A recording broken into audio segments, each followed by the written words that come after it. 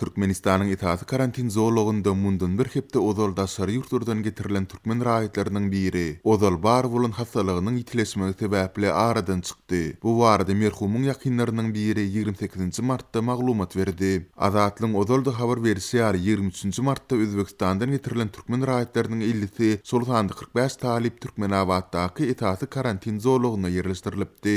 Serhetleriň ýapyk bolanyny sebäpli wagtynda izine dolanyp bilmedik şol raýatlaryň arasynda onkologiýa hastalygy sebäpli Özbekistanda operasiýa bolan bir raýat hem bardy. Asly da şowuzly aşgazynynda dören düwnük ýagny rak sebäpli Özbekistana özüne serikdirmäge gidipdi. Serhetler ýapylandan soňra ol Türkmenistana wagtynda dolanyp bilmedi. Geçen hepde ol izine getirildi we Türkmenabaddaky ýokunç keseller hastahanasynda esaslandyrylan karantin zorlugyna ýerleşdirildi. Sondan bir gün soňra ol aradan çykdy. Hosarlary merhumy Türkmenabaddan alyp gaýdyp dogduk ýeri Daşowuzda jaýladylar diýip bu ýagdaýlardan habarly Daşowuzly raýatlaryň biri gurrun berdi. Azatlyk radiosunda 40 ýaşlarynyň ortalaryndaky aradan çykan zenanyň dolu ad familiýasy, şeýle-de beýlik şahsy maglumatlary bar bolsa-da maglumaty ýetireniň haýysy sebäpli olary efirde beýan etmekden saklanýarys. Şol bir wagtda aýratyn medisina gözükçüligine zerur bolan aýalyň näme sebäpden munyň üçin niýetlenen ýuridik keselhana ýerleşdirilmän ýa-da karantin zorlugynda saklanandygy aýdyň däl.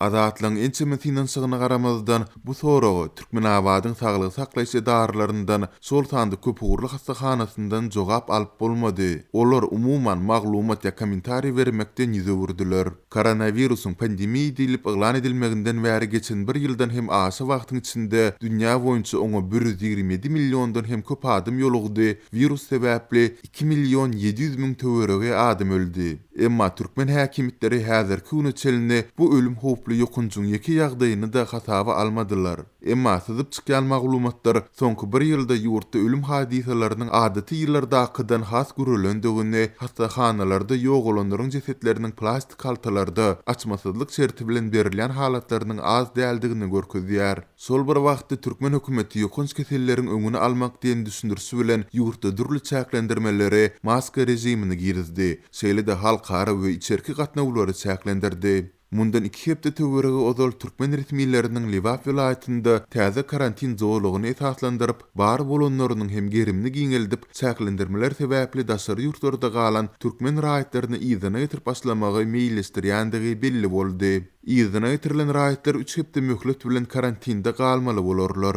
Bu aralykda azatlyň yerli çeşmeleri 4-nji aprelde ýurit uçury bilen Belarusda galan Türkmenistanlylary getirmegi gözüňde tutulýandygyny aýdarlar. Türkmen resmi habar serişdelerinde bular barada maglumat berilmeýär. Şol bir wagtda azatlyň Aşgabatdaky habarçysy 1-nji aprelde ozal koronavirus çäklendirmeleri sebäpli iş toktadylan dukanlaryň, kafeleriň, barlaryň dagy gaýtadan açylmagyna garaşylýandygyny habar berdi. Galy berse-de şu aýyň başyndan bäri ýurdun beýlik regionlarynda käbir karantin çäklendirmeleri ýuwaş-ýuwaşdan bölekleýin ýatyrylyp başlanypdy.